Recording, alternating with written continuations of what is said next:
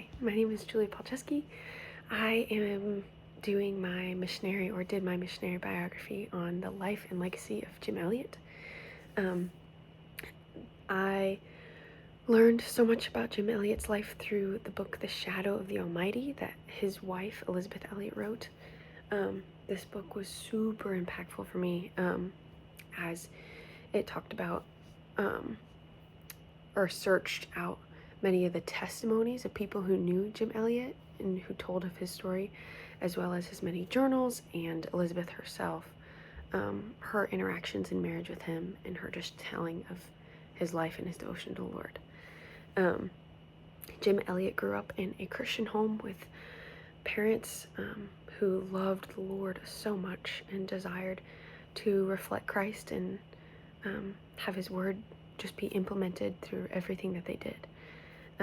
One practice that Jim Elliot's family did growing up was that they hosted many missionaries, so that Jim and his siblings always had integrated in their life what missions was and what God's call on their life would be.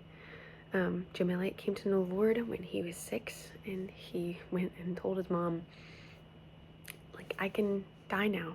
I know I'm going to heaven. Like, I know I found the Lord. And it was ever since then that he was on fire for the Lord. In school, his friends would recall that he would always have a Bible on his stack of books, and that any chance he got, he wanted to tell his friends about Jesus. He was very passionate at a young age. This carried all throughout high school and college. He went to Wheaton College, where he studied linguistics. It was then that he just developed a huge passion for theology and missions in general, and so he embarked on many journeys and missionary trips. He desired to and learn the language. He learned Spanish, and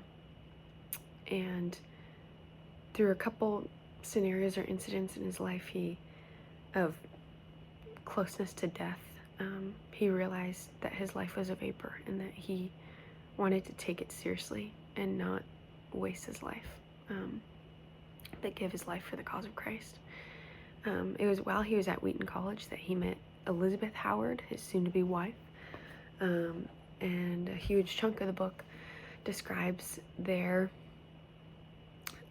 courtship journey, that they were fully and completely devoted to God's call on their lives, and that first and foremost it's to bring him glory, to advance his kingdom.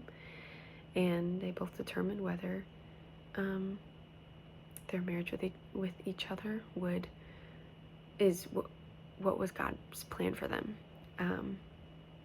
And so their journey, they eventually got married, and their life was truly a legacy of what it looks like to have your marriage be so Christ-centered and so about the mission. It was really impactful for my life and in my own marriage of wanting to reflect this.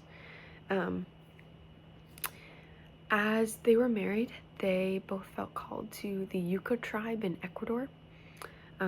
This was a tribe that was known for being cannibalist, and that was a interesting, or I'm sure scary thought, but that didn't hold them back.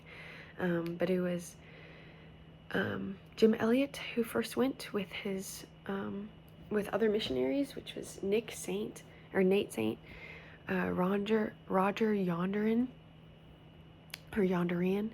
Ed McCauley, and Pete Fleming. They all embarked on this journey together to Ecuador, and they all strategized how they can best share the gospel with this tribe.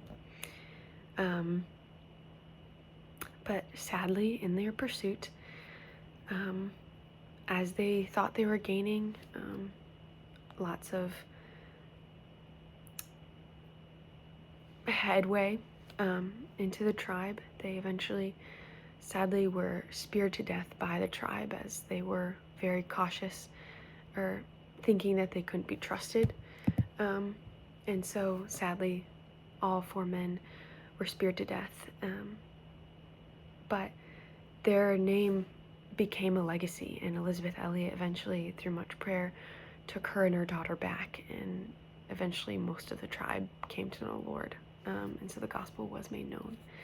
And so their life was just absolutely amazing and such a testimony. And one huge thing that stuck out to me was a quote that Jim Elliot has, which was, "He is no fool who gives what he cannot keep to gain that which he cannot lose." This quote is so impactful, as it shows what truly matters. Like, we should give our lives for the cause of Christ. And another thing that his life reflected to me is that nothing else matters. He was very sensitive to the Holy Spirit and very cautious of his convictions, and didn't want to step out of what the Lord had for him or for anything to hinder him. And so those are two things that really stick out to me. I loved reading this, and I hope you were impacted by it too. Thank you.